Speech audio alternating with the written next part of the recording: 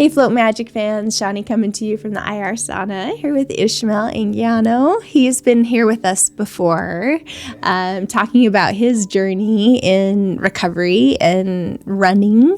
And we thought it'd be a good idea. A lot has happened since the last time he was with us. A lot has happened. It's been quite the journey, you can say. Yeah, awesome. I think last time I ran in Denver, Colorado, and now I ran in California. I ran in Arizona. I mean, it's been a journey, that's for sure. Yeah.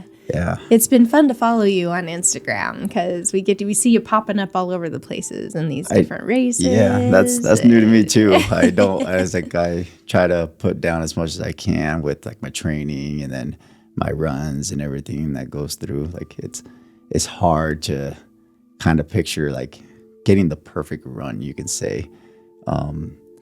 It's been a journey, that's for sure. But California was probably my best experience that I've had in just my overall running performance. I actually got second in that event, and I got my best time of a 2:24. Wow! So and when was that? That one was in November. Okay. So not too long ago. Yeah, awesome. I went in there with trying to break a record of the 2:25 that was previously set before. So I'm like, okay, I'll go in there and break this record. And, I was like, see if I can do it pretty much. And ended up performing pretty darn well. Like everything was just going pretty smooth, you can say. But it was a long journey getting there, that's for sure. There's a lot of stuff that you got to do to kind of get that perfect run, you can say. I mean, you got to train your body, you got to recover, and you got to just make sure like your cadence, your stride, everything's just matching up perfectly. And on top of that, it's like you got to train your mind. Like it's a lot goes into just having that perfect run. But this place has helped me out a lot, to be honest. And with the recovery process, and then just recently utilizing that cold plunge. Yeah, because battle. that's something new since the last time you were here. Definitely. We've had the cold plunge to add to your recovery process. That is an experience like no other. Okay, it's like the second you get in there, it shocks your body, and like you are just like instantly like your mind just wants to get out. Right, so training your mind to just stay in and just pretty much take all that coldness. And I mean, after a while, you do get used to it, and like your body goes into some sort of state. I'm not even sure how to call that or what to call that. But I mean, it feels so. How do you say?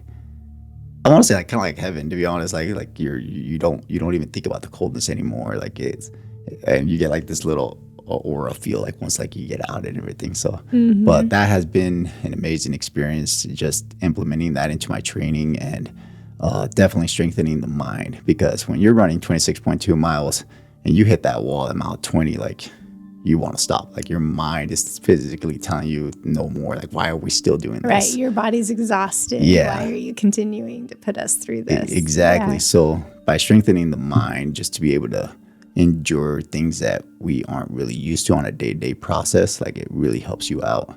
So I've implemented the cold plunge, and I've seen some great results from it. So I would obviously recommend it to a lot of people. And it's funny because a lot of people come up to me too, and they pretty much tell me like, hey, I was like, have you gone Flow Magic today? I'm like, yeah, I went. And he was like, well, what do you do there? And I'm like, I do everything. He's like, I do everything.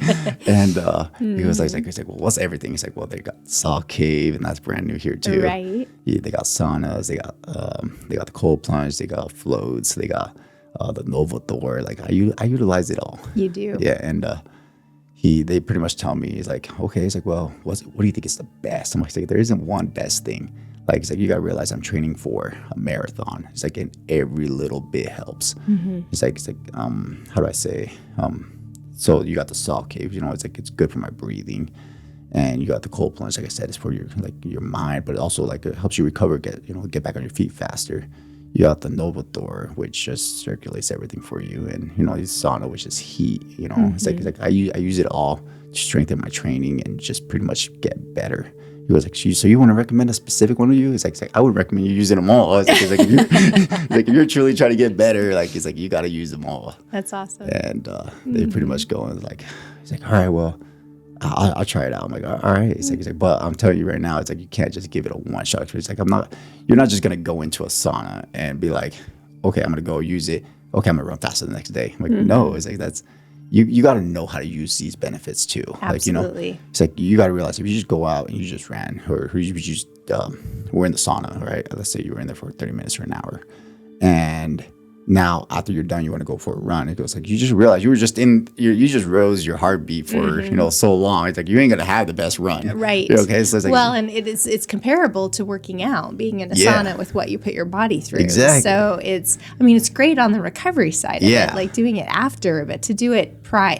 That's a really good point. Is there some services that you've found you want to do prior to your workout? Yeah, and that's what I'm saying. You got to make sure you're utilizing everything properly. It's like yes. Okay, what kind of training are you doing, to get better? Okay, so sauna, for instance, if you literally want to last in the sauna, you probably should do that first, in my opinion, because then you haven't ran, you haven't done anything, so you can go in there and give it 100%.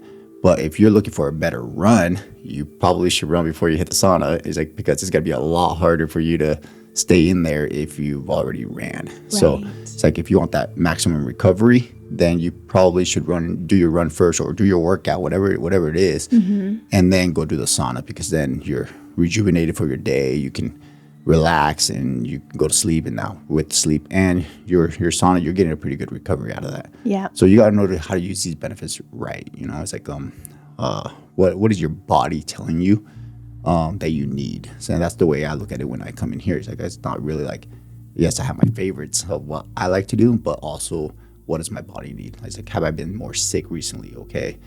Maybe a flow is good for me today. It's like, am I feeling like really, really sore? How many miles have I ran this week? Maybe an overthrow would be the best thing to do.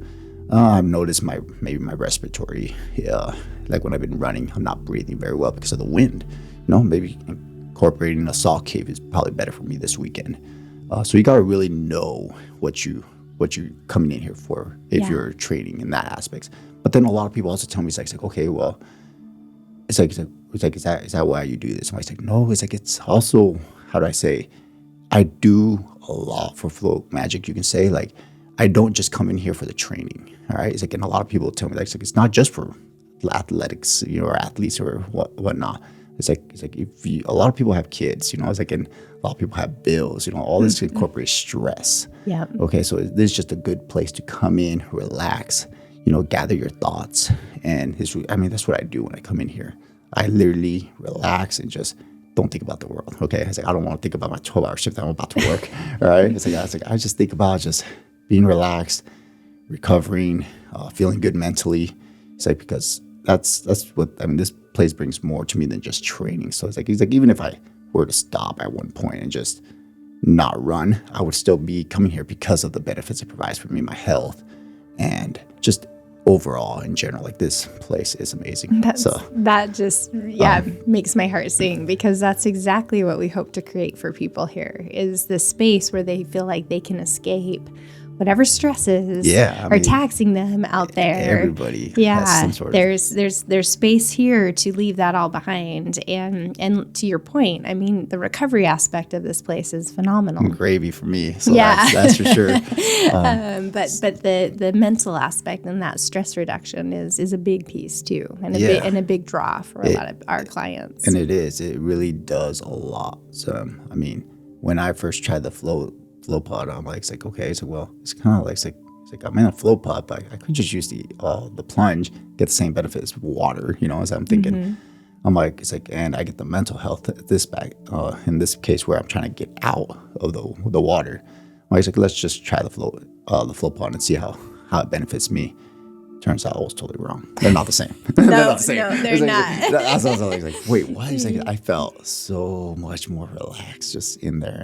And I was like, it's like the salt, it felt good. Like, obviously, like some sort of slime or whatnot, like around my body and whatnot. And I recovered a lot more because I can stay in there a lot longer. Yes, and it's an anti-gravity space, right? Yeah. So your whole body gets a chance to have no stress on it whatsoever. Exactly. And I felt good coming out of that. I was like, wow, that's awesome. It's like, like I said, it's like you gotta give each one a chance. It's like when I first did my first I'd say float. Like I had a bad experience, not gonna lie. Yeah. Like I slipped. You're and not I'm like, alone. It's like, Yeah. I slipped and I'm like, oh, I threw my back. I'm like, oh, that wasn't very good. It's like, but obviously it was all on me. I totally wasn't even thinking. And then I was like, came back and gave it a second chance. And the second time I was like, hey, this is amazing. Yeah. It's like, I love it. So definitely was worth it. So with incorporating all this into my running and just, like I said, getting that perfect run is like, you really gotta like think about like, what is it that you're looking for?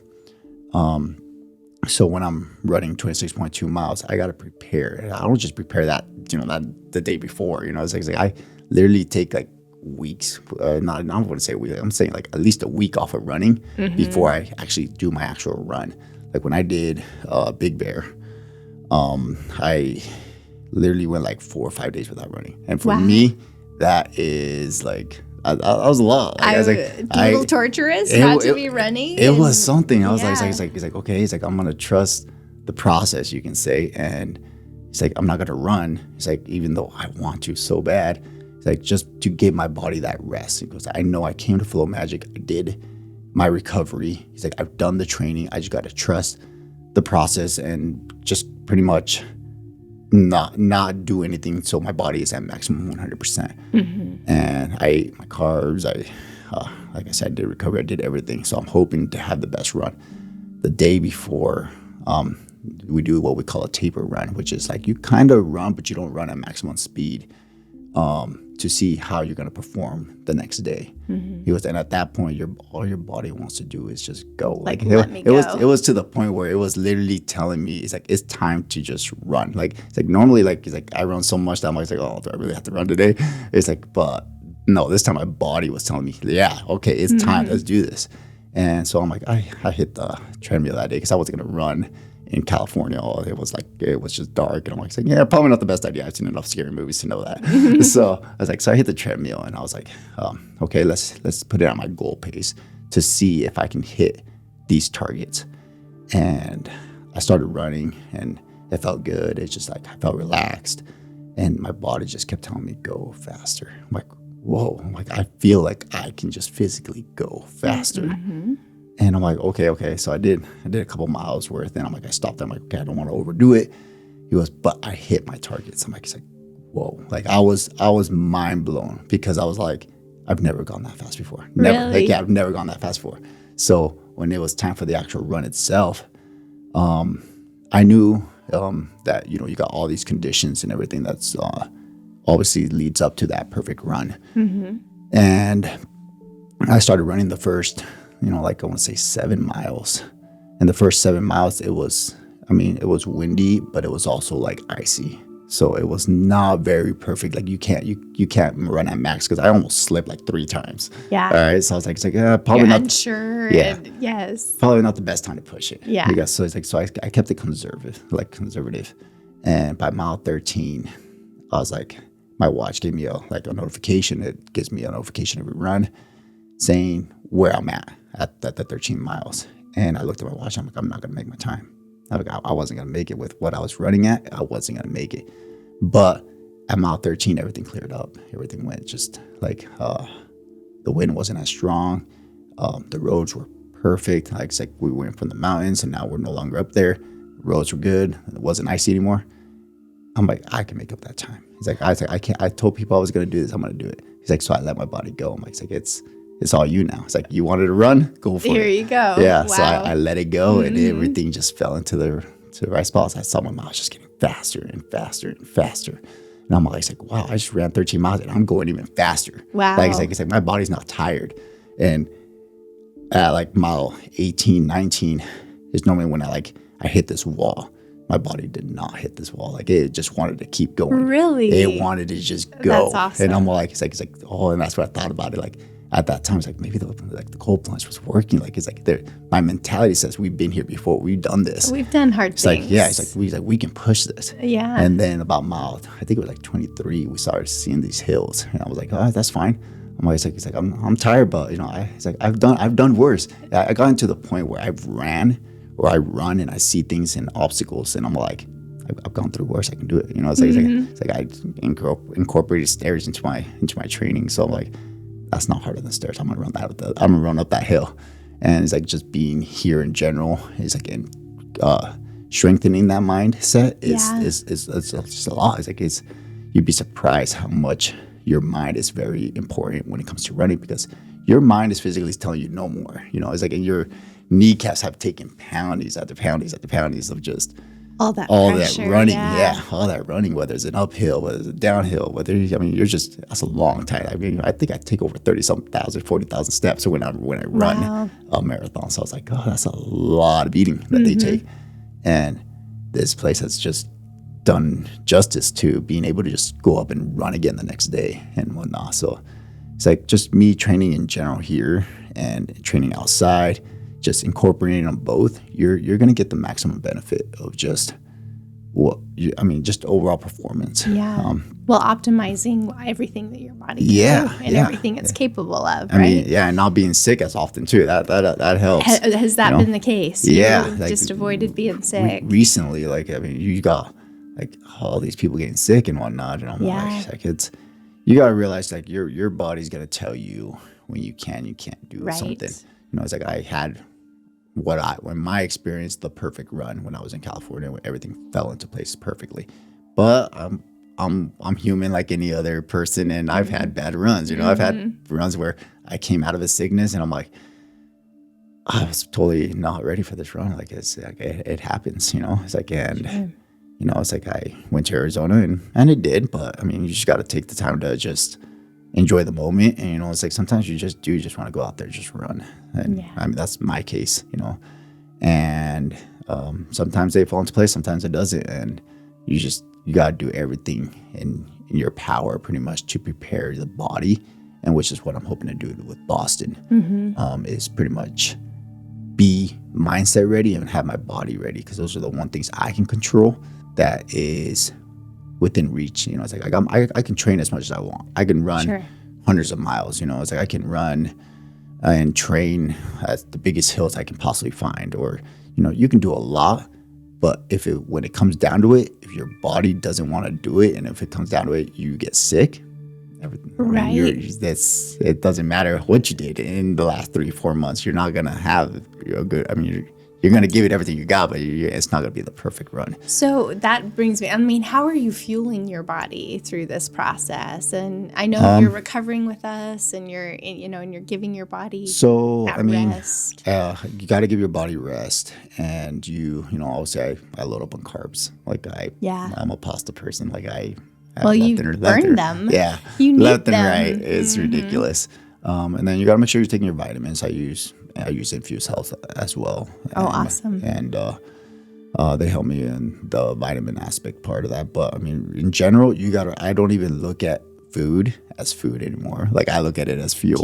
Yep. I look at it as like, if I don't have food, I'm not going to be able to run. It's like as simple as that. And your body notices it. Yeah, and it's a switch, right? And then you start choosing the food that's going to give you the most fuel and the most benefit. Yeah, you're like, do I really want to consume that and put that in my stomach? Because it's going to take up room for my good fuel. You'd be surprised. Like, I mean, before I started running, like I was like, I love McDonald's. I'm not gonna lie. It's like I like me a good burger, but my body has rejected it lately. Like it doesn't like red meat for some reason. Yeah. I'm like, It's like that's kind of weird. It's like I used to love those things, but my body's like, no, we want this. We want this type of food. Exactly. We want this fascinating. Yeah. No, I mean, I'm not quite to the pristine athlete that you are, but when I was doing my competitions, my bodybuilding competitions, very much the same. And they watch their nutrition. Yes, your nutrition is number one. And people would always be like, man, you're so disciplined. And it's like, no, I'm working so hard that when I am choosing what I put in my body, you're obsessed. That's what it was. Yeah, because it was like I'm not going to just put anything into me. Yeah. When I am putting this much energy and this much effort into optimizing. Well, when you have a goal just in mind, it drives people, and people like it's funny because like I had a friend tell me he's like man, Ishmael, it's like you're so gifted and all this. He's like, you only been running for so long. You've already made the Boston Marathon. You've been winning marathons and all that. Which is fascinating. You got to embrace that just a little bit and pat yourself I'll take it in. I thank the Lord for sure. And he's like, that's been a blessing. That's for sure. He's like, I was a basketball player before all this. All right. So it's like, I I didn't run a mile. It's like I ran if somebody was chasing me. Come on. It's like so. It's like So yeah, I was like I wasn't a runner. You know, it's like a lot of people say it's like you just got into the sport and you're dominating. You dominated. You took off. He's like, you're so gifted. I'm like, I'm not gifted. He goes, he's like, I hate it when people tell me that. He goes, like, some people are just born with this, what they say. It's like I'm not. That's not the case. Like, I'm driven. Yeah. He's like, and you've worked for it. Exactly. He's like, I'm driven. He's like, and that's kind of why, in a way, I maybe started this Instagram page thing too. It's like so people can see that I do put in the hours. I put in the weeks. I put in the now years of work into this so people can know. It's like you can do it too. He goes, like, it doesn't take, a special person to go out there. I mean, this flow magic's available to everybody, It's like, it's like, and I tell people exactly how I train.